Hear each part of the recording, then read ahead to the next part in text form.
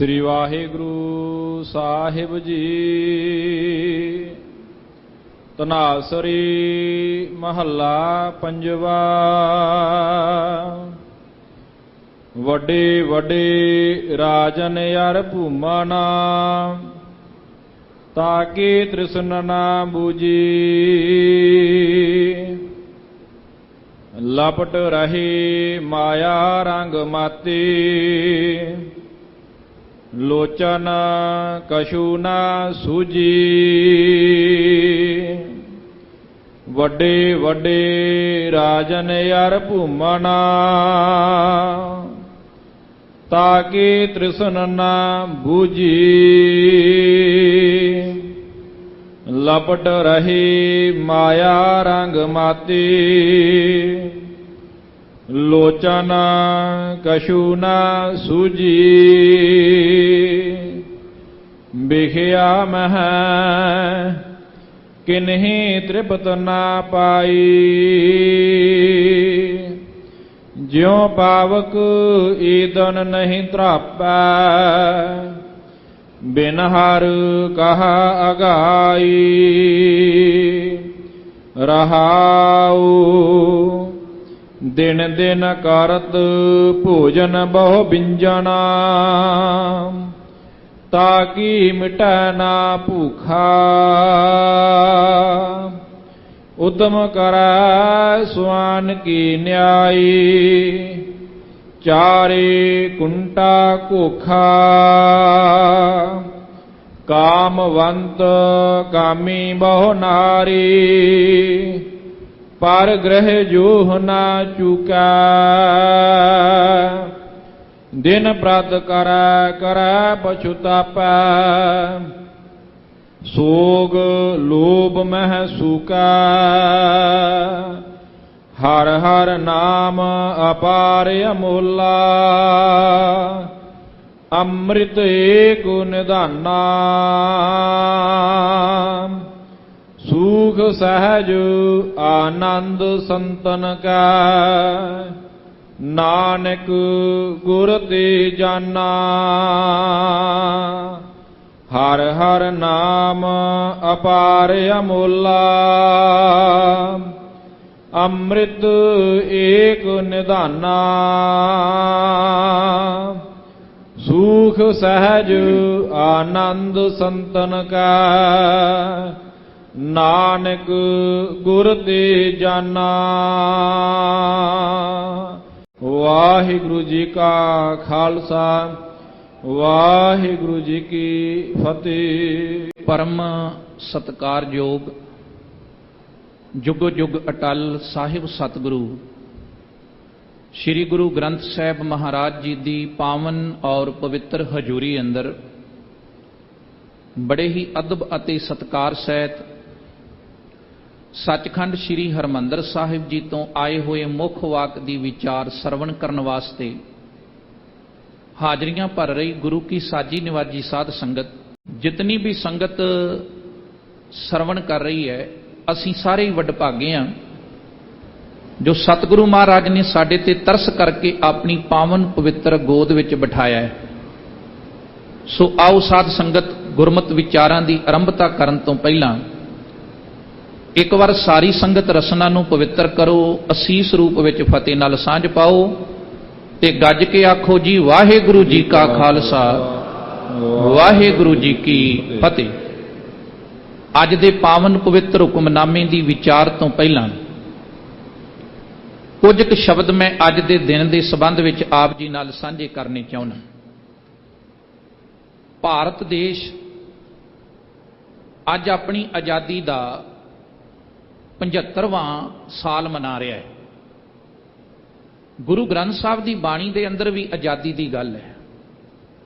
गुलामी नूं बहुत बदतर कहा गया है।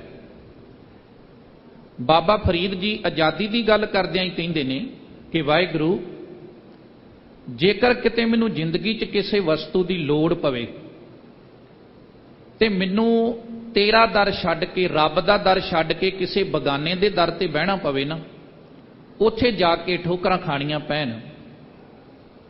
मैं हथ नहीं अड्ड सकदा तेरे तो बिना किसी होर अगे। मैं इस गुलामी नूं प्रवान नहीं करांगा।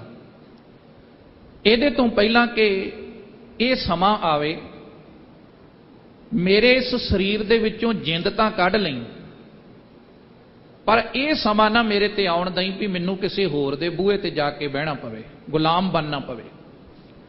ਫਰੀਦਾ ਬਾਰ ਪਰਾਇਆ ਬੈਸਣਾ, ਸਾਈਂ ਮੁਝੈ ਨਾ ਦੇਹ, ਜੇ ਤੂੰ ਏਵੈ ਰਖਸੀ ਜਿਉ ਸਰੀਰੋਂ ਲੇਹ। ਭਾਰਤ ਦੇਸ਼ ਦੇ ਅੰਦਰ ਸਦੀਆਂ ਤੋਂ ਸਾਡੇ ਗੁਰੂ ਸਾਹਿਬਾਨਾਂ ਨੇ ਵੀ ਤੇ ਸਿੱਖਾਂ ਨੇ ਵੀ ਇਸ ਦੇਸ਼ ਦੀ ਰੱਖਿਆ ਕੀਤੀ ਹੈ ਬਾਹਰੀ ਹਮਲਾਵਰਾਂ ਤੋਂ। ਧੰਨ ਗੁਰੂ ਨਾਨਕ ਸਾਹਿਬ ਮਹਾਰਾਜ ਜਦੋਂ ਉਹਨਾਂ ਨੇ ਵੇਖਿਆ ਨਾ ਵੀ ਹਿੰਦੁਸਤਾਨ ਤੇ ਹਮਲਾ ਕਰਕੇ ਬਾਬਰ ਨੇ ਬਹੁਤ ਤਬਾਹੀ ਮਚਾਈ ਹੈ, ਤੇ ਵੱਡੇ ਵੱਡੇ ਉਦੋਂ ਜਿਹੜੇ ਪੰਡਤ ਲੋਕ ਸਨ ਉਹਨਾਂ ਨੇ ਕਿਹਾ ਸੀ ਵੀ ਇਹਦੀਆਂ ਫੌਜਾਂ ਦਾ ਸਾਹਮਣਾ ਕਰਨ ਦੀ ਲੋੜ ਨਹੀਂ, ਅਸੀਂ ਮੰਤਰ ਹੀ ਇਹੋ ਜਿਹੇ ਪੜਾਂਗੇ ਵੀ ਬਾਬਰ ਦੀਆਂ ਫੌਜਾਂ ਅੰਨੀਆਂ ਹੋ ਜਾਣਗੀਆਂ। ਪਰ ਬਾਬੇ ਨਾਨਕ ਨੇ ਉਸ ਵੇਲੇ ਦੇ ਹਿੰਦੁਸਤਾਨ ਦੇ ਹਾਲਾਤ ਵੇਖ ਕੇ ਗਰਜਵੀਂ ਆਵਾਜ਼ ਦੇ ਅੰਦਰ ਇਹ ਸ਼ਬਦ ਕਹੇ ਸਨ, ਖੁਰਾਸਾਨ ਖਸਮਾਨਾ ਕੀਆ, ਹਿੰਦੁਸਤਾਨ ਡਰਾਇਆ, ਆਪੇ ਦੋਸ਼ ਨਾ ਦੇਈ ਕਰਤਾ, ਜਮ ਕਰ ਮੁਗਲ ਚੜਾਇਆ, ਏਤੀ ਮਾਰ ਪਈ ਕੁਰਲਾਣੇ ਤੈਂ ਕੀ ਦਰਦ ਨਾ ਆਇਆ। ਔਰ ਬਾਬੇ ਦੀ ਸਿੰਘ ਗਰਜ ਸੁਣ ਕੇ ਬਹੁਤ ਸਾਰੇ ਲੋਕਾਂ ਨੇ, ਸਿੱਖਾਂ ਨੇ ਉਸ ਵੇਲੇ ਜਿੱਦਾਂ ਦੇ ਵੀ ਸਾਧਨ ਸਨ ਬਾਬਰ ਦੀ ਫੌਜ ਦਾ ਮੁਕਾਬਲਾ ਕੀਤਾ ਹੈ। ਤੇ ਭਾਈ ਤਾਰੂ ਪੋਪਟ ਛੋਟੀ ਉਮਰ ਦੇ ਵਿੱਚ ਸਾਧ ਸੰਗਤ ਜੀ ਅੱਗ ਬੁਝਾਉਂਦਾ ਬੁਝਾਉਂਦਾ ਉਸ ਜੰਗ ਦੇ ਵਿੱਚ ਸ਼ਹੀਦ ਹੋ ਗਿਆ। ਸਮਾਂ ਆਪਣੀ ਚਾਲ ਚੱਲਦਾ ਗਿਆ। ਦਸਮ ਪਾਤਸ਼ਾਹ ਦੇ ਵੇਲੇ 5000 ਤੋਂ ਵੱਧ ਸਿੱਖ ਸ਼ਹੀਦ ਹੋਇਆ, ਉਹ ਬਾਹਰੀ ਤਾਕਤਾਂ ਦੇ ਨਾਲ ਲੜਦਿਆਂ ਹੋਇਆਂ। 25000 ਸਿੱਖ ਬਹਾਦਰ ਸ਼ਾਹ ਤੇ ਫਰਖਸੀਅਰ ਦੇ ਸਮੇਂ ਸ਼ਹੀਦ ਹੋਇਆ। ਮੁਗਲ ਕਾਲ ਵੇਲੇ ਤੇ ਕੋਈ ਅੰਤ ਹੀ ਨਹੀਂ ਵੀ ਕਿੰਨੇ ਕੁ ਸਿੱਖਾਂ ਨੇ ਸ਼ਹੀਦੀਆਂ ਦਿੱਤੀਆਂ ਨੇ। ਮੀਰ ਮੰਨੂ ਵੇਲੇ ਤੇ ਕਹਾਵਤ ਬਣ ਗਈ ਸੀ ਕਿ ਮੰਨੂ ਸਾਡੀ ਦਾਤਰੀ, ਅਸੀਂ ਮੰਨੂ ਦੇ ਸੋਏ, ਜਿਉਂ-ਜਿਉਂ ਮੰਨੂ ਵੱਢਦਾ ਅਸੀਂ ਦੂਣ ਸਵਾਏ ਹੋਏ। ਅਸੀਂ ਮਿਸਲਾਂ 'ਚ ਵੰਡੇ ਗਏ। ਸ਼ੇਰੇ ਪੰਜਾਬ ਮਹਾਰਾਜਾ ਰਣਜੀਤ ਸਿੰਘ ਨੇ ਫਿਰ ਇੱਕ ਰਾਜ ਸਥਾਪਿਤ ਕੀਤਾ, ਜਿਸ ਸਿੱਖ ਰਾਜ ਦੀਆਂ ਅੱਜ ਵੀ ਉਦਾਹਰਨਾਂ ਦਿੱਤੀਆਂ ਜਾਂਦੀਆਂ ਨੇ, ਜਿਸ ਰਾਜ ਦੇ ਅੰਦਰ ਸਿੱਖ ਤਾਂ ਦੂਰ ਦੀ ਗੱਲ ਹੈ, ਇੱਕ ਵੀ ਗੈਰ ਸਿੱਖ ਨੂੰ ਖਾਲਸਾ ਜੀ ਕਿਤੇ ਫਾਂਸੀ ਦੀ ਸਜ਼ਾ ਨਹੀਂ ਸੁਣਾਈ। ਕੁੱਤੇ ਦੇ ਗਲ ਵਿੱਚ ਕੈਂਠਾ ਪਾ ਕੇ ਛੱਡ ਦਿੱਤਾ ਜਾਂਦਾ ਸੀ, ਤੇ ਕਿਸੇ ਬੰਦੇ ਦੇ ਅੰਦਰ ਜੁਰਤ ਨਹੀਂ ਸੀ ਵੀ ਉਹਦੇ ਕੁੱਤੇ ਦੇ ਗਲ ਦੇ ਅੰਦਰ ਉਹ ਕੈਂਠਾ ਉਤਾਰ ਲਵੇ। ਇਹਨੂੰ ਰਾਜ ਕਿਹਾ ਜਾਂਦਾ ਹੈ, ਜਿਹੜਾ ਆਪਣੇ ਬਜ਼ੁਰਗਾਂ ਨੇ ਕੀਤਾ। ਅੱਜ ਨਿਗਾਹ ਮਾਰ ਕੇ ਵੇਖੋ ਹਾਲਾਤ ਕਿੱਦਾਂ ਦੇ ਨੇ ਸਾਡੇ ਦੇਸ਼ ਦੇ ਅੰਦਰ। ਕੋਈ ਸਾਡੀ ਭੈਣ ਧੀ ਬੱਚੀ ਉਹ ਸ਼ਰੇਆਮ ਜਾਂਦੀ ਹੋਵੇ ਬਾਜ਼ਾਰ ਦੇ ਅੰਦਰ, ਝਪਟ ਮਾਰ ਕੇ ਅਗਲੇ ਜਿਹੜੇ ਨਸ਼ੇ ਦੇ ਆਦੀ ਨੌਜਵਾਨ ਨੇ ਜਾਂ ਹੋਰ ਤਰ੍ਹਾਂ ਤਰ੍ਹਾਂ ਦੇ ਜਿਹੜੇ ਵਿਅਕਤੀ ਇੱਥੇ ਫਿਰਦੇ ਨੇ, ਉਹ ਖੋਹ ਲੈਂਦੇ ਨੇ ਸਭ ਕੁਝ। ਅੱਜ ਤੱਕ ਵੀ ਸਮੇਂ ਦੀਆਂ ਸਰਕਾਰਾਂ ਦਾ ਕੋਈ ਕੰਟਰੋਲ ਨਹੀਂ। ਉਹ ਰਾਜ ਸੀ ਜਿਹੜਾ ਸ਼ੇਰੇ ਪੰਜਾਬ ਨੇ ਸਾਨੂੰ ਬਖਸ਼ਿਆ ਮਾਲਕ ਦੀ ਕਿਰਪਾ ਨਾਲ। ਸਮਾਂ ਆਪਣੀ ਚਾਲ ਚੱਲਿਆ। ਅੰਗਰੇਜ਼ਾਂ ਨੇ ਹਿੰਦੁਸਤਾਨ ਦੀ ਧਰਤੀ ਤੇ ਪੈਰ ਪਸਾਰਨੇ ਸ਼ੁਰੂ ਕੀਤੇ। ਈਸਟ ਇੰਡੀਆ ਕੰਪਨੀ ਰਾਹੀਂ ਵੈਸੇ 1608 ਈਸਵੀ ਨੂੰ ਇਹ ਭਾਰਤ 'ਚ ਪ੍ਰਵੇਸ਼ ਕਰ ਚੁੱਕੇ ਸਨ। ਯਾਦ ਰੱਖਣਾ, ਪੰਜਾਬ ਨੂੰ ਸਭ ਤੋਂ ਬਾਅਦ ਵਿੱਚ ਇਹਨਾਂ ਨੇ ਗੁਲਾਮ ਕੀਤਾ ਹੈ। ਤੇ ਜਿਉਂਦਿਆਂ ਜੀ ਸਾਡੇ ਬਜ਼ੁਰਗਾਂ ਨੇ, ਜਿੰਨਾ ਚਿਰ ਉਹਨਾਂ 'ਚ ਸਾਹ ਸੱਤ ਸਨ, ਉਹਨਾਂ ਕਿਹਾ ਅਸੀਂ ਅੰਗਰੇਜ਼ਾਂ ਦੀ ਗੁਲਾਮੀ ਨੂੰ ਪ੍ਰਵਾਨ ਨਹੀਂ ਕਰਾਂਗੇ। 10 ਫਰਵਰੀ 1846 ਆਈ ਔਰ ਸਾਧ ਸੰਗਤ ਜੀ ਅੰਗਰੇਜ਼ ਜਿਹੜੇ ਸੀ ਉਹ ਸਭਰਾਵਾਂ ਦੇ ਮੈਦਾਨ ਤੱਕ ਆ ਪਹੁੰਚੇ। ਮਹਾਰਾਣੀ ਜਿੰਦਾਂ ਨੇ ਚਿੱਠੀ ਲਿਖੀ ਤੇ ਸਿੱਖ ਰਾਜ ਦੇ ਬੁੱਢੇ ਜਰਨੈਲ ਸਰਦਾਰ ਸ਼ਾਮ ਸਿੰਘ ਅਟਾਰੀ ਨੇ ਆਪਣੇ ਪਿੰਡ ਤੋਂ ਤੁਰਨ ਲੱਗਿਆਂ ਆਪਣੀ ਜਿਹੜੀ ਕਿਰਪਾਨ ਸੀ ਉਹ ਮਿਆਨ ਚੋਂ ਬਾਹਰ ਕੱਢ ਕੇ ਨੰਗੀ ਸ਼ਮਸ਼ੀਰ ਲੈ ਕੇ ਸਭਰਾਵਾਂ ਦੇ ਮੈਦਾਨ ਵਿੱਚ ਆ ਕੇ ਉਤਾਰਾ ਕੀਤਾ। ਅੰਗਰੇਜ਼ ਵਿਦਵਾਨ ਮਿਸਟਰ ਕਨਿੰਗਮ ਲਿਖਦਾ ਹੈ, ਮੈਂ ਦੁਨੀਆ ਦਾ ਪਹਿਲਾ ਯੁੱਧ ਦੇਖ ਰਿਹਾ ਜਿਹੜਾ ਅੰਗਰੇਜ਼ਾਂ ਦੇ ਖਿਲਾਫ ਸਿੱਖ ਲੜਦੇ ਪਏ ਨੇ, ਜਿਹਦੇ ਵਿੱਚ ਇੱਕ ਪਾਸੇ ਤੋਪਾਂ ਨੇ, ਗੋਲੀ ਸਿੱਕਾ ਬਰੂਦ ਹੈ, ਤੇ ਦੂਜੇ ਪਾਸੇ ਸਿੱਖਾਂ ਕੋਲ ਕੇਵਲ ਕਿਰਪਾਨਾਂ ਨੇ, ਕਿਉਂਕਿ ਉੱਥੇ ਗਦਾਰੀਆਂ ਹੋਈਆਂ ਤੇ ਬਰੂਦ ਦੀ ਥਾਂ ਤੇ ਸਰੋਂ ਭਰ ਦਿੱਤੀ ਗਈ। ਪਰ ਸਿੱਖਾਂ ਦੇ ਹੌਸਲੇ ਫੇਰ ਵੀ ਵੇਖੋ, ਸ਼ਾਮ ਸੋਂ ਅਟਾਰੀ ਵਾਲਾ ਦੁਹਾਈ ਪਾਉਂਦਾ ਰਿਹਾ, ਸਿੱਖੋ ਜੇਕਰ ਪੰਜਾਬ ਅੰਗਰੇਜ਼ਾਂ ਦਾ ਗੁਲਾਮ ਹੋ ਗਿਆ ਤੇ ਆਪਣੇ ਦਾੜੇ ਤੇ ਹੱਥ ਫੇਰ ਕੇ ਕਿਹਾ ਵੀ ਇਹਨਾਂ ਦਾੜਿਆਂ ਨਾਲ ਸਾਨੂੰ ਅੰਗਰੇਜ਼ਾਂ ਦੇ ਬੂਟ ਸਾਫ਼ ਕਰਨੇ ਪਿਆ ਕਰਨਗੇ।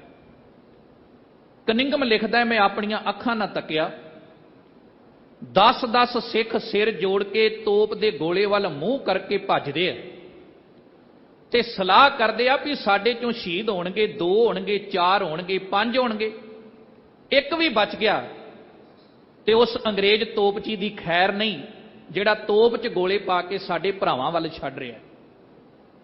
ਇੱਕ ਉਹਨੇ ਜ਼ਿਕਰ ਹੋਰ ਬੜਾ ਪਿਆਰਾ ਕੀਤਾ, ਕਹਿੰਦਾ ਜਦੋਂ ਸਿੱਖ ਉਹ ਜਿਹੜਾ ਯੁੱਧ ਸੀ ਉਹ ਹਾਰ ਗਏ ਨਾ, ਤੇ ਉਹਦੇ ਤੋਂ ਬਾਅਦ ਬਹੁਤ ਸਾਰੇ ਸਿੱਖ ਸਨ ਜਿਹੜੇ ਸਹਿਕਦੇ ਸਨ, ਤੜਫਦੇ ਸਨ।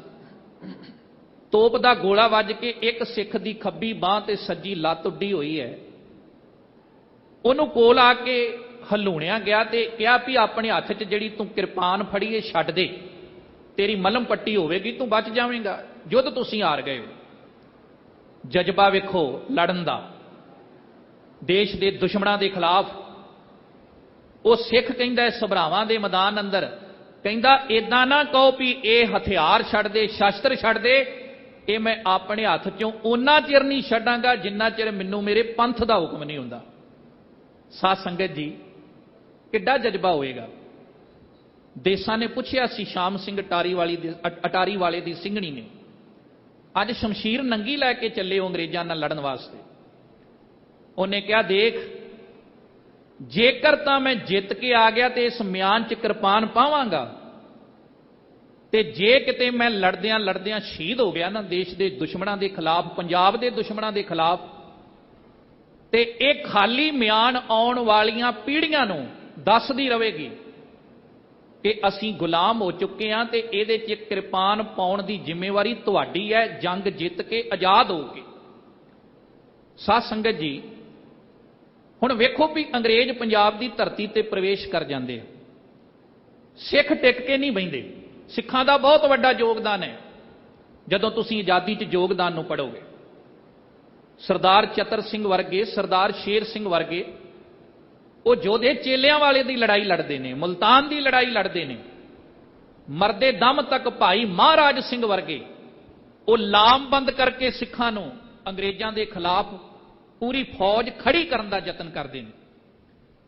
ਇਹ ਤੁਹਾਡਾ ਉਹ ਵਿਸਰਿਆ ਜਰਨੈਲ ਹੈ ਭਾਈ ਮਹਾਰਾਜ ਸਿੰਘ, ਜਿਹਨੂੰ ਅੰਗਰੇਜ਼ਾਂ ਨੇ ਇੱਥੋਂ ਗ੍ਰਿਫਤਾਰ ਕਰਕੇ ਸਿੰਗਾਪੁਰ ਸ਼ਿਫਟ ਕਰ ਦਿੱਤਾ ਸੀ। ਤੇ ਜਦੋਂ ਉੱਥੇ ਉਹਨਾਂ ਨੇ ਜੇਲ੍ਹ ਵਿੱਚ ਬਾਣੀ ਪੜ੍ਹਨੀ ਸ਼ੁਰੂ ਕੀਤੀ ਤੇ ਆਚਰਨ ਦੇ ਬਹੇਵ ਤੇ ਸਿੰਗਾਪੁਰ ਦੇ ਅੰਗਰੇਜ਼ ਇੰਡੀਆ ਦੇ ਅੰਗਰੇਜ਼ਾਂ ਨੂੰ ਇੱਕ ਲੈਟਰ ਲਿਖਦੇ ਨੇ ਕਿ ਸਾਡੇ ਕੋਲ ਜਿਹੜਾ ਭਾਈ ਮਹਾਰਾਜ ਸਿੰਘ ਨਾਂ ਦਾ ਕੈਦੀ ਹੈ, ਇਹਦਾ ਜੀਵਨ ਬੜਾ ਵਧੀਆ ਹੈ, ਅਸੀਂ ਚਾਹੁੰਦੇ ਹਾਂ ਇਹਨੂੰ ਛੱਡ ਦਈਏ ਤਰਸ ਦੇ ਆਧਾਰ ਤੇ। ਇਧਰਲੇ ਅੰਗਰੇਜ਼ਾਂ ਨੇ ਉਹਨਾਂ ਅੰਗਰੇਜ਼ਾਂ ਨੂੰ ਚਿੱਠੀ ਪਾ ਕੇ ਜਵਾਬ ਦਿੱਤਾ, ਕਿਤੇ ਇਹ ਗੁਸਤਾਖੀ ਨਾ ਕਰਿਓ, ਜੇ ਤੁਸੀਂ ਭਾਈ ਮਹਾਰਾਜ ਸਿੰਘ ਨੂੰ ਛੱਡ ਦਿੱਤਾ, ਇਹ ਇਦਾਂ ਦਾ ਇਨਕਲਾਬੀ ਯੋਧਾ ਹੈ, ਇਹ ਪਿੰਡ ਪਿੰਡ ਵਿੱਚ ਜਾਵੇਗਾ, ਫੌਜ ਖੜੀ ਕਰੇਗਾ ਤੇ ਅੰਗਰੇਜ਼ਾਂ ਨੂੰ ਇੱਥੋਂ ਰਾਜ ਕਰਨ ਦੇ ਵਿੱਚ ਅੜਿੱਚਣ ਪੈਦਾ ਕਰੇਗਾ। ਸਾਧ ਸੰਗਤ, ਬਹੁਤ ਜ਼ਿਆਦਾ ਲਹਿਰਾਂ ਚੱਲੀਆਂ ਵੀ ਅੰਗਰੇਜ਼ਾਂ ਤੋਂ ਅਸੀਂ ਮੁਕਤ ਹੋਣਾ ਹੈ, ਪਰ ਵੇਖੋ ਜਿਨ੍ਹਾਂ ਦੀ ਗਿਣਤੀ 2%, ਸਾਡੀ ਕੌਮ ਨੇ ਬਹੁਤ ਜ਼ਿਆਦਾ ਕੁਰਬਾਨੀਆਂ ਕਰਕੇ ਇਸ ਦੇਸ਼ ਨੂੰ ਆਜ਼ਾਦ ਕਰਾਇਆ ਹੈ, ਯੋਗਦਾਨ ਬਹੁਤ ਵੱਡਾ ਹੈ। ਕਿਤੇ ਅੰਕੜੇ ਪੜ੍ਹ ਕੇ ਵੇਖੋ, 121 ਬੰਦਿਆਂ ਨੂੰ ਫਾਂਸੀ ਹੋਈ, ਜਿਹਦੇ ਚੋਂ 93 ਸਿੱਖ ਸਨ ਦੇਸ਼ ਦੀ ਆਜ਼ਾਦੀ ਲਈ। 2646 ਬੰਦਿਆਂ ਨੇ ਉਮਰ ਕੈਦ ਭੋਗੀ, ਜਿਹਦੇ ਚੋਂ 2147 ਸਿੱਖ ਸਨ। ਖਾਲਸਾ ਜੀ, 113 ਲੋਕ ਬਜ-ਬਜ ਘਾਟ ਦੀ ਧਰਤੀ ਤੇ ਸ਼ਹੀਦ ਹੋਏ, ਜਿਹਦੇ ਚੋਂ 67 ਸਿੱਖ ਸਨ। 1300 ਬੰਦਾ ਜਲਿਆਂਵਾਲੇ ਬਾਗ ਦੀ ਧਰਤੀ ਤੇ ਸ਼ਰੇਆਮ ਗੋਲੀਆਂ ਮਾਰ ਕੇ ਭੁੰਨ ਦਿੱਤਾ ਗਿਆ, ਉਹਦੇ ਚੋਂ 799 ਸਿੱਖ ਸਨ। 91 ਬੰਦੇ ਤੋਪਾਂ ਨਾਲ ਬੰਨ ਕੇ ਉਡਾ ਦਿੱਤੇ ਗਏ ਅੰਗਰੇਜ਼ਾਂ ਵੱਲੋਂ, ਉਹ 91 ਦੇ 91 ਸਿੱਖ ਸਨ। ਤੇ 500 ਸਿੱਖ ਅਕਾਲੀ ਲਹਿਰ ਵੇਲੇ ਦੇਸ਼ ਦੀ ਆਜ਼ਾਦੀ 'ਚ ਸ਼ਹੀਦ ਹੋਇਆ, ਉਹ 500 ਦਾ 500 ਸਿੱਖ ਸੀ। ਔਰ ਸਾਧ ਸੰਗਤ, इन्हां अंकड़ियां नूं वेख के, इन्हां शहीदियां नूं वेख के एक कवि दे बड़े प्यारे शब्द याद आउंदे ने। वो कहंदा, जद भी देश नूं खून दी लोड़ जापी, हामी हस के भरी पंजाबियां ने। जद भी जुल्म दी नदी विच डाक आई, छालां मार के तरी पंजाबियां ने। रचिया जदों स्वयंबर सी विद माता, लाड़ी मौत वरी तां पंजाबियां ने। चारे पासियों कितों भी आई गोली, पहला हिक ते जड़ी पंजाबियां ने।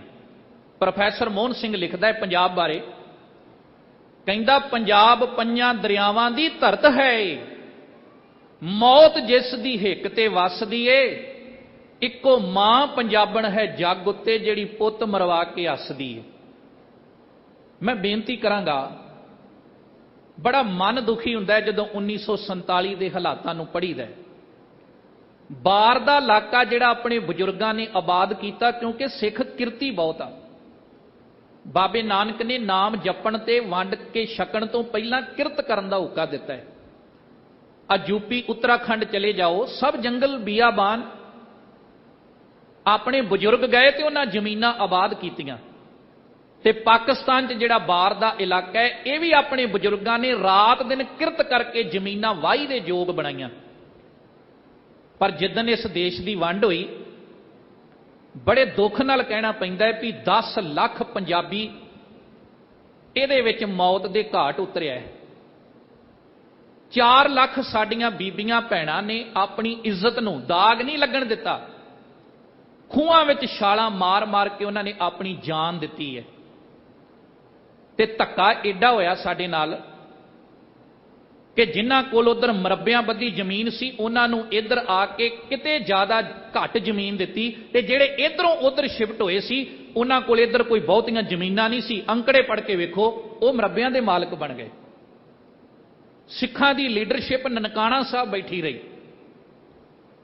वो इक्को गल कहिंदे रहे भी इह धरती नाल साडा प्यार आ, किद्दां छड्ड दईए। पर खालसा जी एडा धक्का, चलदे खूह छड्ड के आए साडे बजुर्ग, जमीनां घर घर छड्ड के आए।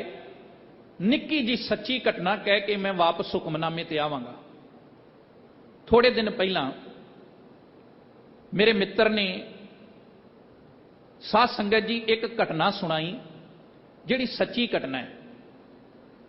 वो कहंदा, मैं लुधियाने गया ते स्पेयर पार्ट दा कोई काम सी, कोई वस्तु लैनी सी, ते दुकान च मैं वेख्या भी जिहड़े सरदार दुकान चला रहे आ, उन्हां दी दुकान दी कंध ते एक फोटो लगी हुई है, जिहदे दे थल्ले उहदा नाम लिखिया होया सरदार सनमुख सिंह। जन्म लिखिया 1930 का, ते उन्हां दी मौत हुई सरदार सनमुख सिंह दी 2010 च। ते वो सिंह वेख के कहन लगा, कहंदा भी 80 साल उम्र भोगी है, इनू ते 47 की संभाल होनी पूरी। ते बच्चे चुप कर गए। वो कहंदा भी की गल? कहंदे साडा बाप एक गल दस के गया सानू। वो कहंदे साडे दादे दा नाम सी सेवा सिंह, ते जदों ये ऐलान हो गया ना भी सिख हुण इस धरती नूं पाकिस्तान जिथे बनना इनू छड्ड के हुण इस पंजाब विच आ जाणगे, ते उस वेले फिर हफड़ा दफड़ी दे विच जदों वड्ड फट शुरू हुई, ते बहुत सारे लोग सी जिन्हां ने अपना समान चुक के ते उधरों इधर आउणा है। ते कई भैणां बच्चियां बीबियां जिन्हां ने उस वेले जदों इज्जत नाल खिलवाड़ हो रहे सन, उन्हां ने खूहां 'च छालां मार दित्तियां। वो कहंदे भी साडी एक भूआ सी, ते वो जन्म तो ही उहदे जिहड़े हत्थ ते पैर सन मुड़े हुए सन। मैं एक सच्ची घटना दसन लगा, पता नहीं इदां दियां किन्नियां होणगियां। कहंदा हत्थ पैर मुड़े, अपाहज सी,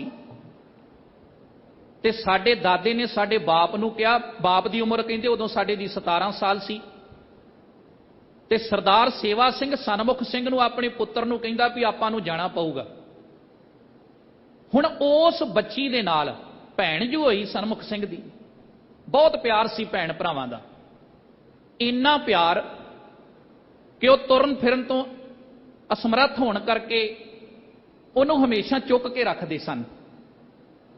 ਤੇ ਕਹਿੰਦੇ ਉਹਨੇ ਉਸ ਆਪਣੀ ਭੈਣ ਨੂੰ ਚੁੱਕ ਕੇ ਮੋਢਿਆਂ ਤੇ ਬਾ ਲਿਆ ਤੇ ਬਾਪ ਨੇ ਕਿਹਾ ਵੀ ਇਸ ਤਰ੍ਹਾਂ ਆਪਾਂ ਸਫ਼ਰ ਨਹੀਂ ਕਰ ਸਕਾਂਗੇ, ਫਿਰ ਕੀ ਕਰੀਏ। ਹੁਣ ਬਾਕੀ ਬਹੁਤ ਸਾਰੀਆਂ ਸਾਡੀਆਂ ਮਾਵਾਂ ਭੈਣਾਂ ਸੀ ਜਿਨ੍ਹਾਂ ਨੇ ਖੂਹਾਂ 'ਚ ਛਾਲਾਂ ਮਾਰੀਆਂ। ਉਹ ਕਹਿੰਦਾ ਹੈ ਵੀ ਹੁਣ ਇਹਨੂੰ ਨਾਲ ਜੇ ਆਪਾਂ ਜਿੰਦਾ ਖੜਾਂਗੇ ਤੇ ਇਹ ਆਉਣ ਵਾਲੇ ਸਮੇਂ ਦੇ ਅੰਦਰ ਰਾਹ ਦੇ ਵਿੱਚ ਜਿਹੜੀ ਇੱਜ਼ਤ ਹੈ ਉਹ ਦਾਗਦਾਰ ਹੋ ਸਕਦੀ ਹੈ। ਹੁਣ ਤੇ ਇੱਕੋ ਹੀ ਤਰੀਕਾ ਹੈ ਵੀ ਇਹਨੂੰ ਇੱਥੇ ਹੁਣ ਮਾਰ ਕੇ ਜਾਣਾ ਪਵੇਗਾ। ਸਾਧ ਸੰਗਤ, ਭੈਣ ਭਰਾਵਾਂ ਦਾ ਇੰਨਾ ਪਿਆਰ, ਜਦੋਂ ਉਹਨਾਂ ਕਿਹਾ ਮਾਰ ਕੇ ਜਾਣਾ ਪਵੇਗਾ ਤੇ ਭੈਣ ਨੇ ਇਸ਼ਾਰਾ ਕਰਕੇ ਕਿਹਾ ਵੀ ਜਾਂ ਤੇ ਮੈਨੂੰ ਖੂਹ ਤੱਕ ਛੱਡ ਆਓ ਤੇ ਜਾਂ ਫਿਰ ਵੀਰਾ ਜਿੱਦਾਂ ਮੇਰਾ ਪਿਤਾ ਕਹਿੰਦਾ ਨਾ, ਸੱਚਮੁੱਚ ਇਦਾਂ ਹੀ ਕਰਨਾ ਪਊਗਾ। ਇਹ ਸੱਚੀ ਘਟਨਾ ਹੈ ਸਾਧ ਸੰਗਤ। ਔਰ ਇਸ ਬਟਵਾਰੇ ਦੇ ਅੰਦਰ ਉਹ ਕਹਿੰਦੇ ਨੇ ਵੀ ਸਾਹਮਣੇ ਚੱਕੀ ਦੇ ਪੁੜ ਪਏ ਤੇ ਉਹਦੇ ਲਾਗੇ ਪੱਥਰ ਪਿਆ ਸੀ। ਬਾਪ ਦੇ ਕਹਿਣ ਤੇ ਵੀ ਇਹਦੀ ਇੱਜ਼ਤ ਬਚੀ ਰਹੂਗੀ, ਮਰ ਜਾਊਗੀ ਕੋਈ ਗੱਲ ਨਹੀਂ, ਕਲੰਕ ਨਹੀਂ ਲੱਗਣ ਦੇਣਾ। ਕਹਿੰਦੇ ਭਰਾ ਨੇ ਸਕੀ ਭੈਣ ਦੇ ਸਿਰ ਉੱਤੇ ਵੱਡਾ ਪੱਥਰ ਮਾਰਿਆ ਚੱਕੀ ਦੇ ਪੋੜਾਂ ਤੋਂ ਫੜ ਕੇ, ਤੇ ਪੱਥਰ ਮਾਰਨ ਲੱਗਿਆ ਉਹ ਬਾਪ ਦੱਸਦਾ ਹੁੰਦਾ ਸੀ ਆਪਣੇ ਬੱਚਿਆਂ ਨੂੰ, ਮੈਂ ਮੂੰਹ ਪਰੇ ਨੂੰ ਕਰ ਲਿਆ। ਤੇ ਉਹ ਬੱਚੀ ਜਿਹੜੀ ਸੀ ਉਹ ਜੇ ਮਰੀ ਨਹੀਂ। ਤੇ ਸਾਧ ਸੰਗਤ, ਜਦੋਂ ਤੁਰਨ ਲੱਗਾ ਤੇ ਉਹ ਭੈਣ ਨੇ ਭਰਾ ਦਾ ਪਹੁੰਚਾ ਫੜ ਲਿਆ ਇਦਾਂ ਪਜਾਮੇ ਦਾ, ਤੇ ਉਹਨੂੰ ਆਪਣੀ ਜ਼ੁਬਾਨ ਤੋਂ ਬੋਲ ਕੇ ਕਿਹਾ ਵੀ ਇੱਕ ਵਾਰ ਹੋਰ ਮਾਰ ਦੇ। ਸਾਧ ਸੰਗਤ, ਉਹਨੇ ਦੁਬਾਰਾ ਮਾਰਿਆ।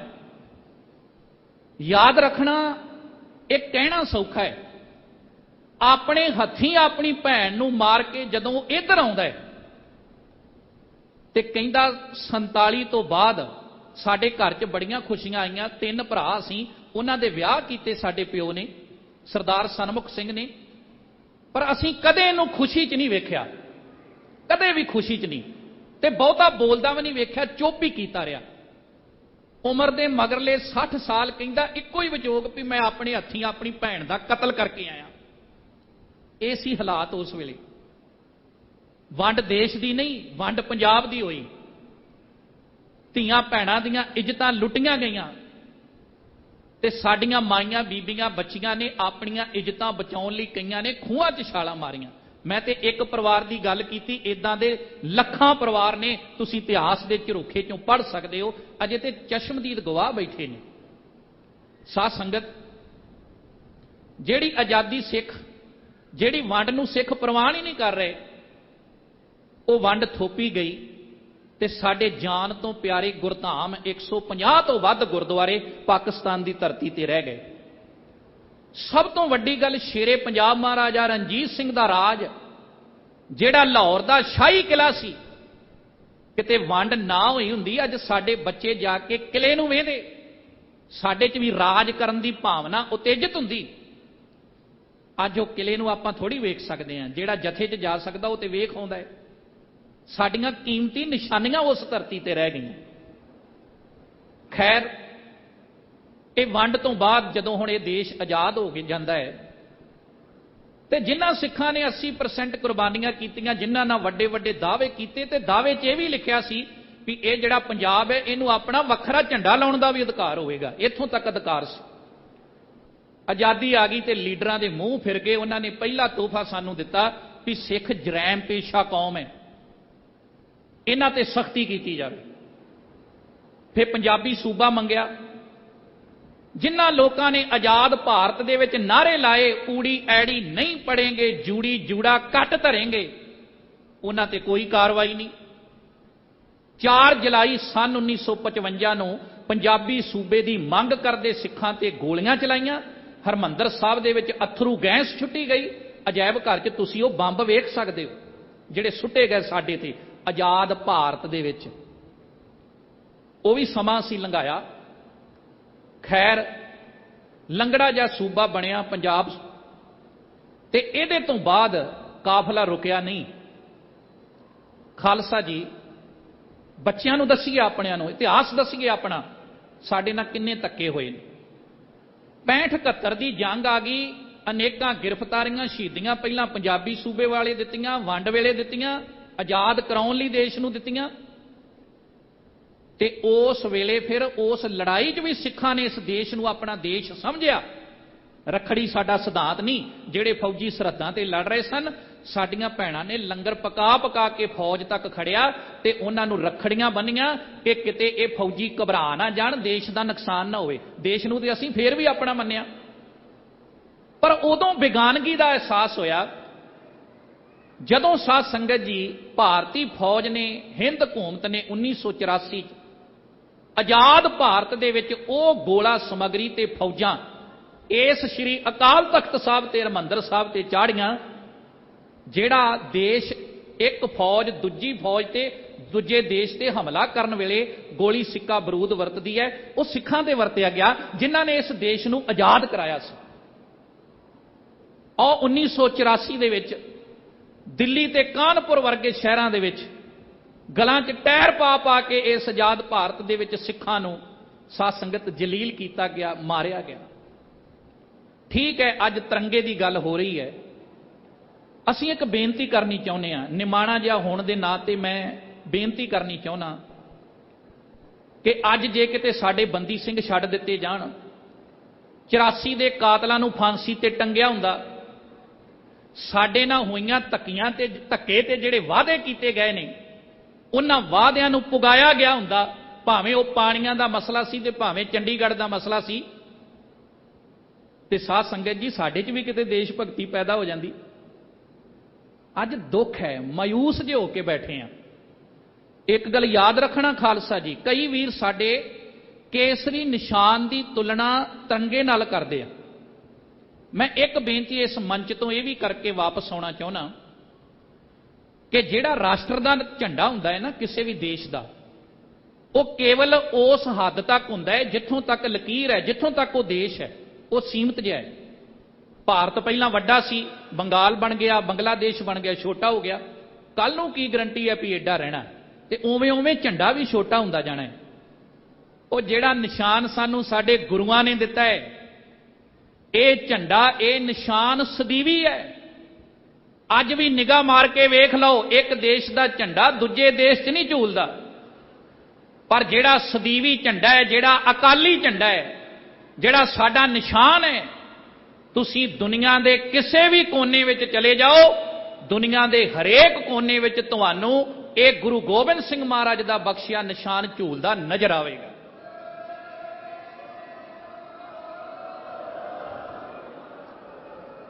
ਇਹਦਾ फरला वाजा मारदा है, जे कोई लोड़वंद है तो आओ, दवाई बूटी भी मिलेगी, रहन वास्ते रहन बसेरा मिलेगा, भुखा है तो रोटी मिलेगी, लंगर मिलेगा। इस करके यदि कोई इस निशान नूं आपां ये नहीं कह सकते भी ये इन्ने क खिते दा है तो यदि बराबरता भी ना करया करो किसी झंडे नाल। सो साध संगत, देश ते साडा देश ही रहना है, पर कुछ क गिले सन, मन भरिया होया सी। गुरु कृपा करे साडे घर च भी चाननी होवे, साडी कौम नूं इंसाफ मिले, तो फिर असीं भी माण दे नाल कह सकांगे कि सचमुच ये देश महान है। नहीं तो अलामा इकबाल जांदा जांदा कह गया सी कि मुद्दतें बीत गई रंजों गम सहते हुए, अब तो शर्म सी आती है इस वतन को वतन कहते हुए। आओ करो मनोबिरतियां एकागर। इन्ने की शब्द मैं आज़ादी के संबंध च कहने सन। हुण आपां गुरु शब्द के नाल जुड़न का यतन करिए। भाई साहब जी बड़े प्यार सत्कार नाल आप जी नूं नाल नाल गुरु की पावन बाणी का पाठ सरवण कराउणगे ते गुरु की बख्शी हुई मत के मुताबक मैं विचार करन दा यतन करांगा। एक बार सारी संगत प्यार नाल आखो, सतनाम श्री वाहे गुरु साहिब जी। सतनाम श्री वाहिगुरु साहिब जी। तनासरी महला पंजवा। अज दा पावन पवित्र शब्द धन गुरु अर्जन देव महाराज सच्चे पातशाह जी का उच्चारण किया होया ते धन गुरु ग्रंथ साहब महाराज जी दे पावन अंग 672 ते धनासरी राग दे विच सुभाएमान है। वडे वडे राजन यार भूमना ताकि तृष्ण ना बूझी। साहब कहंदे भी दुनिया ते बहुत वड्डे वड्डे राजे होके चले गए, बहुत वड्डे वड्डे जिमींदार जिहड़े भूमि दे मालक सन वो भी होके कई तुर गए, पर याद रखना भी जिहड़ी तृष्णा है ना वो किसी टावें दी बुझी है। राज करन वाला ये सोचता है भी मैं होर ਵੱਧ ਰਾਜ ਕਰ ਲਵਾਂ, ਰਾਜ ਕਰ ਕਰਕੇ ਉਹ ਥੱਕਿਆ ਨਹੀਂ। ਤੇ ਜਿਹੜਾ ਕੋਈ ਭੂਮੀ ਦਾ ਮਾਲਕ ਹੈ ਉਹ ਚਾਹੁੰਦਾ ਹੈ ਵੀ ਮੈਂ ਕਿਸੇ ਨਾ ਕਿਸੇ ਤਰੀਕੇ ਨਾਲ ਹੋਰ ਆਪਣੀ ਜਾਇਦਾਦ ਬਣਾਈ ਜਾਵਾਂ। ਇਹਦਾ ਮਤਲਬ ਇਹ ਨਹੀਂ ਵੀ ਰਾਜ ਨਹੀਂ ਕਰਨਾ ਚਾਹੀਦਾ ਤੇ ਜਾਂ ਸਾਡੇ ਕੋਲ ਸਾਡੀ ਜ਼ਮੀਨ ਜਾਇਦਾਦ ਨਹੀਂ ਚਾਹੀਦੀ। ਸਿੱਖ ਨੂੰ ਕਲਗੀਆਂ ਵਾਲੇ ਨੇ ਬਾਦਸ਼ਾਹ ਬਣਾਇਆ ਹੈ। ਜੇ ਪਾਤਸ਼ਾਹ ਸਾਡਾ ਬਾਦਸ਼ਾਹ ਸੀ, ਉਹਨਾਂ ਨੇ ਸਾਨੂੰ ਸਰੂਪ ਵੀ ਬਾਦਸ਼ਾਹਾਂ ਵਾਲਾ ਦਿੱਤਾ ਹੈ। ਪਰ ਜਿਹੜੀ ਤ੍ਰਿਸ਼ਨਾ ਹੈ ਨਾ, ਇਹ ਮਾੜੀ ਹੈ ਸਾਧ ਸੰਗਤ। ਉਹਦਾ ਹੰਕਾਰ ਕਰਨਾ ਮਾੜਾ ਹੈ ਵੀ ਮੇਰੇ ਕੋਲ ਇੰਨੀ ਜਾਇਦਾਦ ਹੈ, ਮੈਂ ਇੰਨੇ ਰਾਜ ਭਾਗ ਦਾ ਮਾਲਕ ਹਾਂ। ਤੇ ਜਿੰਨੇ ਹੰਕਾਰ ਕਰ ਲਿਆ, ਸਤਿਗੁਰੂ ਗੁਰੂ ਅਰਜਨ ਦੇਵ ਮਹਾਰਾਜ ਕਹਿੰਦੇ ਉਹ ਦੁਨੀਆ ਦੇ ਲੋਕੋ, ਤ੍ਰਿਸ਼ਨਾ ਤੇ ਕਦੇ ਵੀ ਕਿਸੇ ਦੀ ਬੁੱਝੀ ਨਹੀਂ ਹੈ। ਲਪਟ ਰਹੀ ਮਾਇਆ ਰੰਗ ਮਾਤੇ, ਲੋਚਨ ਕਛੂ ਨਾ ਸੂਜੀ। ਸਾਹਿਬ ਜੀ ਦੂਸਰੀ ਪੰਕਤੀ ਵਿੱਚ ਬਚਨ ਕਰਦੇ ਨੇ ਕਿ ਇਹੋ ਜਿਹੇ ਲੋਕ ਜਿਹੜੇ ਤ੍ਰਿਸ਼ਨਾ ਨੂੰ ਸਿਰ ਤੇ ਚੱਕੀ ਫਿਰਦੇ ਆ ਨਾ, ਉਹ ਰਾਤ ਦਿਨ ਮਾਇਆ ਦੇ ਅੰਦਰ ਲਪਟੇ ਰਹਿੰਦੇ ਆ। ਲਪਟ ਰਹੇ ਮਾਇਆ ਰੰਗ ਮਾਤੇ, ਉਹ ਮੱਤੇ ਗਏ ਮਾਇਆ 'ਚ, ਗਲਤਾਨ ਹੋ ਗਏ। ਲੋਚਨ ਕਛੂ ਨਾ ਸੂਝੀ। ਤੇ ਸਾਧ ਸੰਗਤ ਸਤਿਗੁਰੂ ਗੁਰੂ ਅਰਜਨ ਦੇਵ ਮਹਾਰਾਜ ਕਹਿੰਦੇ ਐ ਕਿ ਅਜੇ ਆਪੇ ਦੀ ਸਮਝ ਨਹੀਂ ਪਈ, ਅਜੇ ਪਛਾਣਿਆ ਨਹੀਂ ਵੀ ਅਸਲ ਕੀ ਹੈ। ਅਸਲ ਦੇ ਨਾਲੋਂ ਖੁੰਝ ਗਏ, ਨਾਮ ਨਾਲੋਂ ਟੁੱਟ ਗਏ। ਤੇ ਜਿਹੜੀ ਇੱਛਾ ਵਾ ਨਾ, ਅਜੇ ਵੀ ਜਿਹੜੀ ਲੋਚਾ ਵਾ, ਉਹ ਅਜੇ ਵੀ ਪੂਰੀ ਨਹੀਂ ਹੋਈ। ਰਾਜ ਭਾਗ ਦੇ ਮਾਲਕ ਬਣ ਗਏ, ਮਹਾਰਾਜ ਕਹਿੰਦੇ ਵੀ ਭੂਮੀ ਜਾਇਦਾਦ ਦੇ ਮਾਲਕ ਬਣ ਗਏ, ਤੇ ਅਜੇ ਵੀ ਬੰਦਾ ਭੱਜਾ ਹੀ ਫਿਰਦਾ ਹੈ, ਹੋਰ ਆ ਜੇ। ਤ੍ਰਿਸ਼ਨਾ 'ਚ ਇੰਨਾ ਕੁ ਗਲਤਾਨ ਹੋ ਗਿਆ ਵੀ ਭੱਜ ਕੇ ਅੱਕਿਆ ਨਹੀਂ, ਅਜੇ ਥੱਕਿਆ ਨਹੀਂ, ਭੱਜਾ ਹੀ ਫਿਰਦਾ ਹੈ। ਮਾਇਆ ਦੌੜਾਈ ਫਿਰਦੀ ਹੈ, ਤ੍ਰਿਸ਼ਨਾ ਦੀ ਆੜ 'ਚ ਦੌੜਿਆ ਫਿਰਦਾ ਹੈ। ਤੇ ਸਾਹਿਬ ਕਹਿੰਦੇ ਇਹਦੀ ਜਿਹੜੀ ਪਿਆਸ ਹੈ ਨਾ, ਉਹ ਬੁਝਦੀ ਨਹੀਂ ਹੈ। ਦੇਖਿਆ ਮਹ ਕਿ ਨਹੀਂ ਤ੍ਰਿਪਤ ਨਾ ਪਾਈ। ਅਗਲੀ ਪੰਕਤੀ 'ਚ ਧੰਨ ਗੁਰੂ ਅਰਜਨ ਦੇਵ ਮਹਾਰਾਜ ਬਖਸ਼ਿਸ਼ ਕਰਦੇ ਵੀ ਵਿਖਿਆ ਮੈਂ। ਵਿਖਿਆ ਦਾ ਅਰਥ ਹੈ ਬਿਖ, ਜ਼ਹਿਰ, ਜਿਹੜਾ ਵਿਸ਼ੇ ਵਕਾਰਾਂ ਦਾ ਜ਼ਹਿਰ ਹੈ। ਸਾਹਿਬ ਕਹਿੰਦੇ ਵੀ ਇਹ ਜ਼ਹਿਰ ਨੂੰ ਅੰਦਰ ਪਾਲ ਕੇ ਕਾਮ, ਕ੍ਰੋਧ, ਲੋਭ, ਮੋਹ, ਹੰਕਾਰ ਜਿਹੜਾ ਹੈ, ਸਤਿਗੁਰੂ ਜੀ ਕਹਿੰਦੇ ਵੀ ਕਿੰਨਾ ਵੀ ਮਨੁੱਖ ਵਿਸ਼ੇ ਵਕਾਰਾਂ ਦੇ ਜ਼ਹਿਰ ਨੂੰ ਆਪਣੇ ਅੰਦਰ ਇਕੱਠਾ ਕਰ ਲਵੇ, ਕਿੰਨ ਹੀ ਤ੍ਰਿਪਤ ਨਾ ਪਾਈ। ਬੰਦਾ ਕਦੇ ਤ੍ਰਿਪਤ ਨਹੀਂ ਹੋ ਸਕਦਾ ਜਿੰਨਾ ਚਿਰ ਇਹ ਪੰਜ ਵਕਾਰ ਸਾਡੇ ਅੰਦਰ ਬੈਠੇ, ਕਿਉਂਕਿ ਇਹਨਾਂ ਨੇ ਰੱਬ ਵੇਖਣ ਹੀ ਨਹੀਂ ਦੇਣਾ। ਗੁਰੂ ਹਰਗੋਬਿੰਦ ਸਾਹਿਬ ਜੀ ਕੋਲ ਇੱਕ ਪੰਡਤ ਆਇਆ ਤੇ ਕਹਿੰਦਾ, ਮਹਾਰਾਜ ਤੁਸੀਂ ਵਾਰ-ਵਾਰ ਤੁਹਾਡੀ ਬਾਣੀ ਰੱਬ ਦੀ ਗੱਲ ਕਰਦੀ, ਰੱਬ ਵੇਖਿਆ ਕਿਸੇ? ਮਹਾਰਾਜ ਕਹਿੰਦੇ ਸ਼ਾਮਾਂ ਨੂੰ ਆਈ। ਸ਼ਾਮੀ ਆਇਆ, ਉਹਦਾ ਸਵਾਲ ਫੇਰ ਉਹੀ ਹੈ। ਗੁਰੂ ਸਾਹਿਬ ਕਹਿੰਦੇ ਰਾਤ ਨੂੰ ਜਵਾਬ ਦੇਾਂਗੇ। ਰਾਤ ਪਈ, ਤਾਰੇ ਚੜੇ, ਚੰਦਰਮਾ ਚੜਿਆ, ਉਹ ਪੰਡਿਤ ਵੀ ਆ ਗਿਆ ਤੇ ਉਹਦਾ ਸਵਾਲ ਉੱਥੇ ਹੀ ਖੜਾ ਹੈ। ਸਾਹਿਬ ਕਹਿੰਦੇ ਸਿੱਖਾਂ ਨੂੰ ਵੀ ਜਾਓ 2 ਜਲ ਦੇ ਘੜੇ ਭਰ ਕੇ ਲਿਆਓ। ਘੜੇ ਭਰ ਕੇ ਲਿਆਂਦੇ ਗਏ।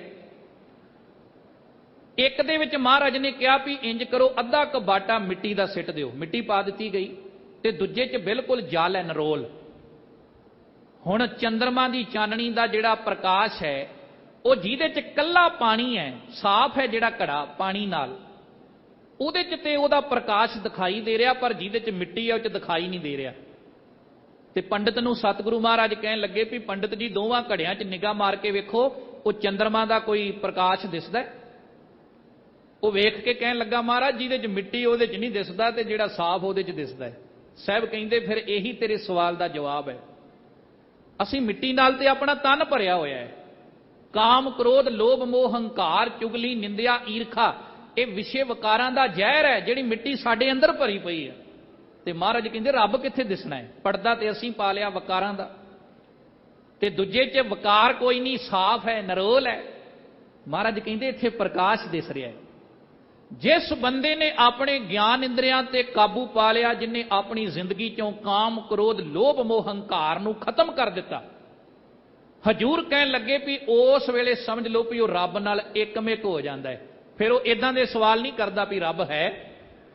ਪਰ ਸਾਹਿਬ ਕਹਿੰਦੇ ਜਿੰਨਾ ਚਿਰ ਵਿਸ਼ੇ ਵਕਾਰ ਆ ਨਾ, ਜਿੰਨਾ ਚਿਰ ਤ੍ਰਿਸ਼ਨਾ 'ਚ ਅਸੀਂ ਫਸੇ ਹੋਏ ਆ, ਉਹਨਾਂ ਚਿਰ ਬੰਦਾ ਸੰਸਾਰ ਤੇ ਕਦੇ ਵੀ ਤ੍ਰਿਪਤ ਨਹੀਂ ਹੋ ਸਕਦਾ।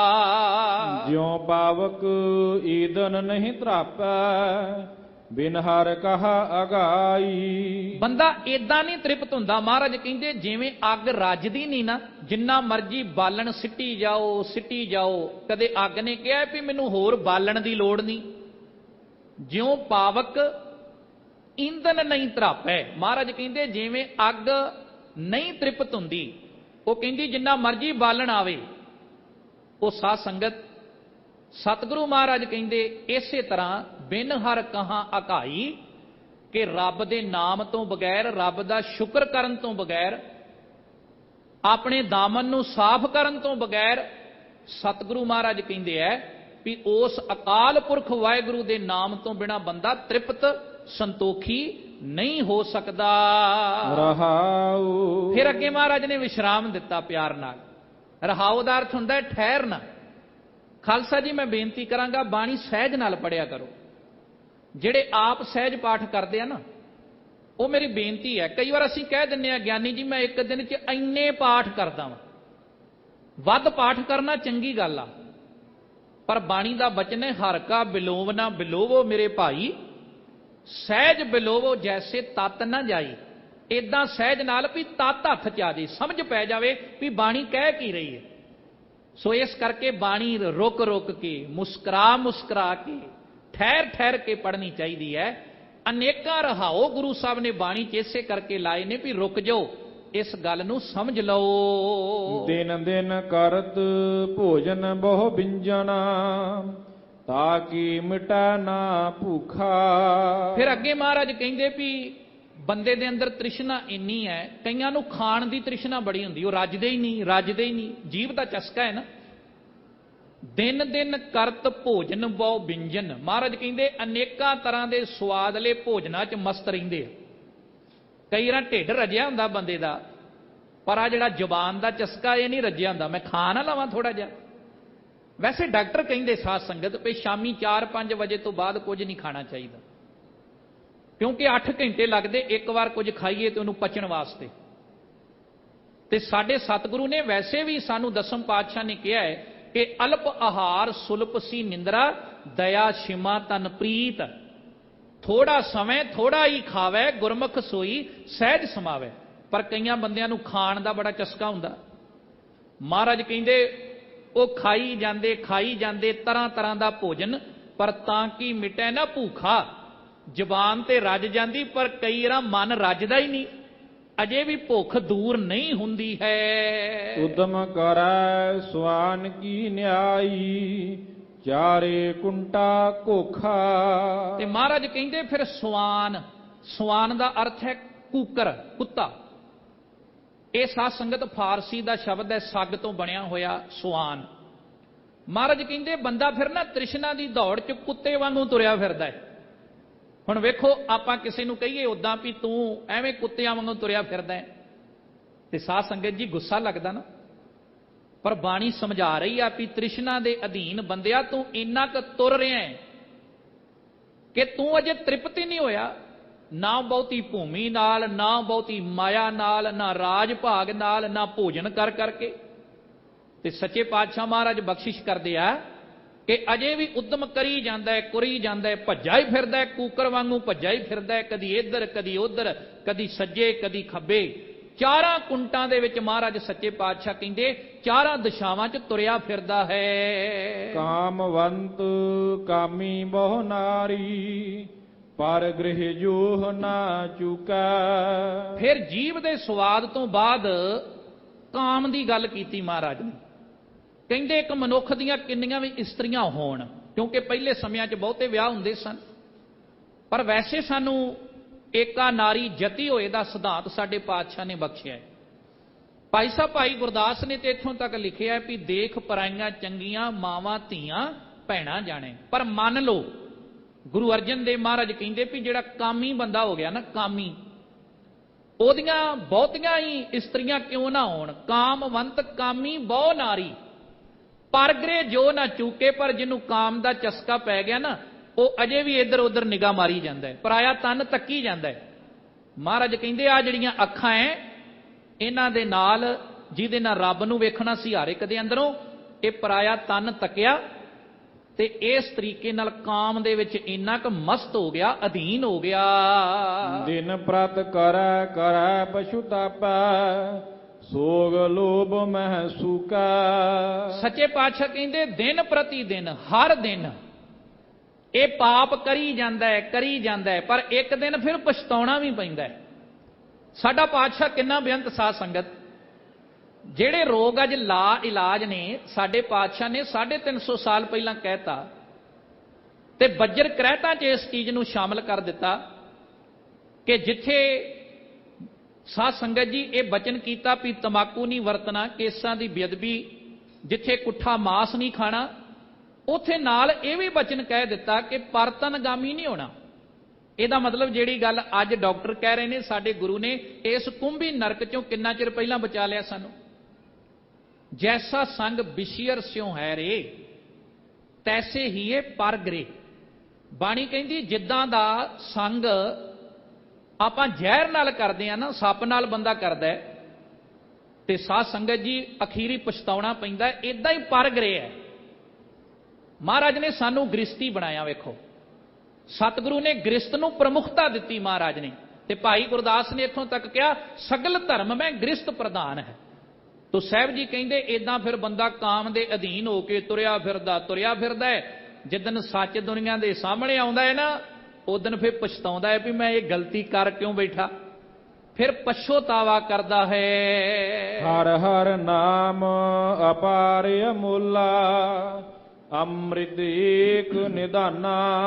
ਸਾਹਿਬ ਕਹਿੰਦੇ ਵੀ ਜਿਹੜਾ ਪ੍ਰਮਾਤਮਾ ਦਾ ਨਾਮ ਹੈ ਨਾ, ਵਾਹਿਗੁਰੂ ਅਕਾਲ ਪੁਰਖ ਦਾ ਨਾਮ, ਇਹ ਬਹੁਤ ਮਹਾਨ ਹੈ, ਅਮੋਲਕ ਹੈ। ਇਹਦਾ ਕੋਈ ਮੁੱਲ ਦਿੱਤਾ ਹੀ ਨਹੀਂ ਜਾ ਸਕਦਾ, ਅਮੋਲਕ ਹੈ। ਤੇ ਸਤਿਗੁਰੂ ਮਹਾਰਾਜ ਕਹਿੰਦੇ ਐ ਅੰਮ੍ਰਿਤ ਏਕ ਨਿਧਾਨਾ, ਇਹ ਅੰਮ੍ਰਿਤ ਦਾ ਖਜ਼ਾਨਾ ਹੈ ਜਿਹੜਾ ਪਰਮੇਸ਼ਰ ਦਾ ਨਾਮ ਹੈ। ਜਿੱਦਨ ਅੰਮ੍ਰਿਤ ਜ਼ਿੰਦਗੀ 'ਚ ਪੈਦਾ ਹੋ ਗਿਆ, ਉਦਨ ਜ਼ਹਿਰ ਤੋਂ ਬਚ ਜਾਵਾਂਗੇ। ਉਦਨ ਫਿਰ ਵਿਸ਼ੇ ਵਿਕਾਰਾਂ ਤੋਂ, ਕਾਮ ਕ੍ਰੋਧ ਲੋਭ ਮੋਹ ਹੰਕਾਰ ਤੋਂ ਬੰਦਾ ਬਚ ਸਕਦਾ ਹੈ। ਸੁਖ ਸਹਿਜ ਆਨੰਦ ਸੰਤਨ ਕੈ, ਨਾਨਕ ਗੁਰ ਤੇ ਜਾਨਾ। ਤੇ ਮਹਾਰਾਜ ਅਖੀਰ ਤੇ ਗੁਰੂ ਨਾਨਕ ਸਾਹਿਬ ਮਹਾਰਾਜ ਉਹਨਾਂ ਦੇ ਨਾਂ ਦੀ ਮੋਹਰ ਲਾ ਕੇ ਧੰਨ ਗੁਰੂ ਅਰਜਨ ਦੇਵ ਮਹਾਰਾਜ ਕਹਿੰਦੇ ਜਿਹੜਾ ਰੱਬ ਦਾ ਨਾਮ ਹੈ ਉਹ ਗੁਰੂ ਨਾਲ ਜੁੜ ਕੇ ਹੀ ਜਾਣਿਆ ਜਾ ਸਕਦਾ ਹੈ। ਇਹ ਗੁਰੂ ਨੇ ਦੱਸਣਾ ਹੈ ਵੀ ਵਾਹਿਗੁਰੂ ਅਕਾਲ ਪੁਰਖ ਦਾ ਨਾਮ ਕਿੱਡਾ ਮਹਾਨ ਹੈ। ਤੇ ਗੁਰੂ ਦੱਸੇਗਾ ਉਦੋਂ ਜਦੋਂ ਗੁਰਮੁਖ ਬਣਾਂਗੇ, ਜਦੋਂ ਮੁਖ ਗੁਰੂ ਵੱਲ ਹੋਏਗਾ।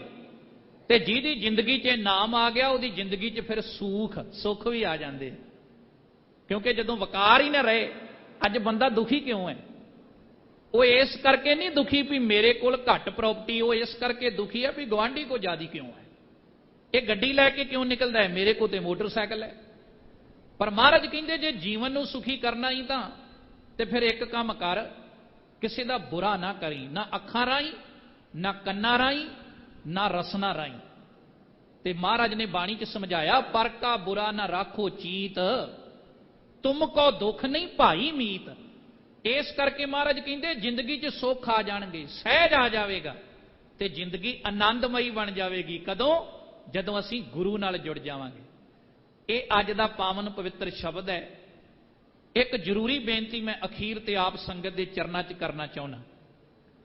75 ਸਾਲ ਦੇ ਇਤਿਹਾਸ ਵਿੱਚ ਪਹਿਲੀ ਵਾਰ ਸ਼੍ਰੀ ਅਕਾਲ ਤਖਤ ਸਾਹਿਬ ਦੇ ਉੱਤੇ ਕੱਲ ਨੂੰ ਯਾਨੀ ਕਿ 16 ਅਗਸਤ ਨੂੰ ਅਰਦਾਸ ਸਮਾਗਮ ਰੱਖਿਆ ਗਿਆ ਸਵੇਰੇ 9 ਵਜੇ। ਇਹ ਕਿਹਨਾਂ ਦੀ ਯਾਦ ਵਿੱਚ ਹੈ?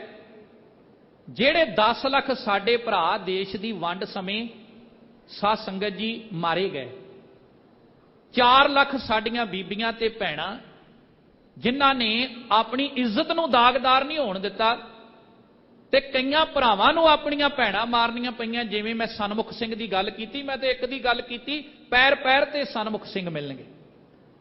ਤੇ ਸਾਧ ਸੰਗਤ ਉਹਨਾਂ ਭੈਣਾਂ, ਮਾਵਾਂ, ਬੱਚੇ, ਬਜ਼ੁਰਗਾਂ ਦੀ ਯਾਦ ਵਿੱਚ ਸ਼੍ਰੀ ਅਕਾਲ ਤਖਤ ਸਾਹਿਬ ਤੇ ਪਹਿਲੀ ਵਾਰ ਇਹ ਅਰਦਾਸ ਸਮਾਗਮ ਹੋਣ ਲੱਗਾ ਹੈ। ਤੇ ਪੰਥ ਨੇ ਰਲ ਕੇ ਮਾਨਯੋਗ ਸਿੰਘ ਸਾਹਿਬ ਜੀ ਦੀ ਅਗਵਾਈ ਵਿੱਚ ਅਰਦਾਸ ਸਮਾਗਮ ਦੇ ਵਿੱਚ ਹਾਜ਼ਰੀ ਭਰਨ ਵਾਸਤੇ ਪਹੁੰਚਣਾ ਹੈ। ਆਪ ਸੰਗਤਾਂ ਦੇ ਚਰਨਾਂ ਵਿੱਚ ਵੀ ਬੇਨਤੀ, ਜਿੱਥੇ ਜਿੱਥੇ ਤੁਸੀਂ ਸਰਵਣ ਕਰ ਰਹੇ ਹੋ, ਅੱਜ ਜਦੋਂ ਮਿਲਦੇ ਆ ਨਾ ਭਰਾ ਵਿਛੜੇ ਕਰਤਾਰਪੁਰ ਸਾਹਿਬ, ਤੇ ਵੀਡੀਓ ਵੇਖ ਕੇ ਅੱਖਾਂ 'ਚੋਂ ਹੰਝੂ ਆ ਜਾਂਦੇ ਆ ਕਿ ਵੇਖੋ ਅੱਜ ਵੀ ਜਦੋਂ ਕਿ ਇੰਨੀ ਤਰੱਕੀ ਹੋ ਗਈ ਕਿ ਬੰਦਾ ਜਿੱਥੇ ਮਰਜ਼ੀ ਜਾ ਸਕਦਾ ਹੈ, ਪਰ ਸਾਧ ਸੰਗਤ ਅੱਜ ਇੱਥੋਂ ਥੋੜੀ ਦੂਰ ਜਿੱਥੇ ਇਹ ਲੈਣ ਦੀ ਬੰਦਿਸ਼ ਹੈ, ਅਸੀਂ ਉਹਦੇ ਤੋਂ ਪਾਰ ਆਪਣੇ ਗੁਰਧਾਮਾਂ ਦੇ ਦਰਸ਼ਨ ਨਹੀਂ ਕਰ ਸਕਦੇ ਖੁੱਲੇ। ਇਸ ਕਰਕੇ ਇਹ ਜਿਹੜਾ ਸਾਡਾ ਉਜਾੜਾ ਹੋਇਆ, ਉਹਦੇ ਸੰਬੰਧ ਵਿੱਚ ਸਾਧ ਸੰਗਤ ਇਹ ਅਰਦਾਸ ਸਮਾਗਮ ਰੱਖਿਆ ਗਿਆ ਹੈ। ਤੇ ਮੈਂ ਬੇਨਤੀ ਕਰਾਂਗਾ ਸਾਰੀ ਸੰਗਤ ਨੇ ਵੱਧ ਚੜ ਕੇ ਪਹੁੰਚਣ ਦਾ ਯਤਨ ਕਰਨਾ। ਸੱਚੇ ਪਾਤਸ਼ਾਹ ਕਿਰਪਾ ਕਰਨ, ਅੱਜ ਦੇ ਦਿਨ ਤੇ ਅਰਦਾਸ ਕਰੀਏ। ਠੀਕ ਹੈ, ਭਾਰਤ ਵਰਸ਼ ਆਜ਼ਾਦੀ ਦਾ ਦਿਨ ਮਨਾ ਰਿਹਾ ਹੈ, ਅਸੀਂ ਗੁਰੂ ਦੇ ਨਿਮਾਣੇ ਸਿੱਖ ਆਪਣੇ ਪਾਤਸ਼ਾਹ ਅੱਗੇ ਅਰਦਾਸ ਕਰੀਏ, ਮਹਾਰਾਜ ਇਹ ਵਾਗੇ ਦੀ ਲਕੀਰ ਖਤਮ ਹੋਵੇ, ਸਿੱਖ ਜਿਹੜੇ ਨੇ ਉਹ ਆਪਣੀ ਗੁਰਧਾਮਾਂ ਦੀ ਸੇਵਾ ਸੰਭਾਲ ਕਰਨ, ਭਰਾ ਭਰਾਵਾਂ ਨੂੰ ਜਾ ਕੇ ਮਿਲਣ, ਤੇ ਸਤਿਕਾਰਯੋਗ ਸਾਧ ਸੰਗਤ ਕਾਰੋਬਾਰ ਦੇ ਵਿੱਚ ਵੀ ਵਾਧਾ ਹੋਵੇ। ਕੀ ਨਹੀਂ ਹੋ ਸਕਦਾ ਜੇ ਸਮੇਂ ਦੀਆਂ ਸਰਕਾਰਾਂ ਨੇ ਕਰਨਾ ਹੋਵੇ, ਸਭ ਕੁਝ ਹੋ ਸਕਦਾ ਹੈ। ਲੋੜ ਹੈ ਬਸ ਨਫ਼ਰਤ ਨੂੰ ਛੱਡਣ ਦੀ, ਈਰਖਾ ਤੇ ਦਵੈਸ਼ ਭਾਵਨਾ ਨੂੰ ਛੱਡਣ ਦੀ। ਅਰਦਾਸ ਕਰੀਏ ਮਹਾਰਾਜ ਅਸੀਂ ਵੀ ਆਜ਼ਾਦੀ ਦਾ ਨਿੱਘ ਲੈ ਸਕੀਏ। 27 ਤੇ 32 ਸਾਲਾਂ ਤੋਂ ਜਿਹੜੇ ਸਾਡੇ ਭਰਾ ਜੇਲ੍ਹਾਂ ਦੀਆਂ ਕਾਲ ਕੋਠੜੀਆਂ ਵਿੱਚ ਬੰਦ ਨੇ, ਕਿਰਪਾ ਕਰੋ ਮਹਾਰਾਜ ਉਹ ਵੀ ਆਜ਼ਾਦੀ ਦਾ ਨਿੱਘ ਲੈ ਸਕਣ, ਉਹ ਵੀ ਕਹਿ ਸਕਣ ਵੀ ਅਸੀਂ ਇਸ ਆਜ਼ਾਦ ਭਾਰਤ ਦੇ ਵਿੱਚ ਜੰਮੇ ਆ। ਇਹ ਬੇਨਤੀ ਸਾਧ ਸੰਗਤ ਜੀ ਸਤਿਗੁਰੂ ਸੱਚੇ ਪਾਤਸ਼ਾਹ ਸਾਡੀ ਪ੍ਰਵਾਨ ਕਰ ਲੈਣ। ਸਾਰੀ ਸੰਗਤ ਦਾ ਰੋਮ ਰੋਮ ਕਰਕੇ ਧੰਨਵਾਦ। ਆਓ ਸ਼ਬਦ ਦੀਆਂ ਆਖਰੀ 2 ਪੰਕਤੀਆਂ ਪੜ੍ਹ ਕੇ ਤੇ ਫਿਰ ਆਪਾਂ ਸਮਾਪਤੀ ਕਰਾਂਗੇ ਜੀ। ਹਰ ਹਰ ਨਾਮ ਅਪਾਰ ਅਮੁੱਲਾ, ਅੰਮ੍ਰਿਤ ਏਕ ਨਿਧਾਨਾ, ਸੁਖ ਸਹਿਜ ਆਨੰਦ ਸੰਤਨ ਕੈ, ਨਾਨਕ ਗੁਰ ਤੇ ਜਾਨਾ। ਵਾਹਿਗੁਰੂ ਜੀ ਕਾ ਖਾਲਸਾ, ਵਾਹਿਗੁਰੂ ਜੀ ਕੀ ਫਤਿਹ।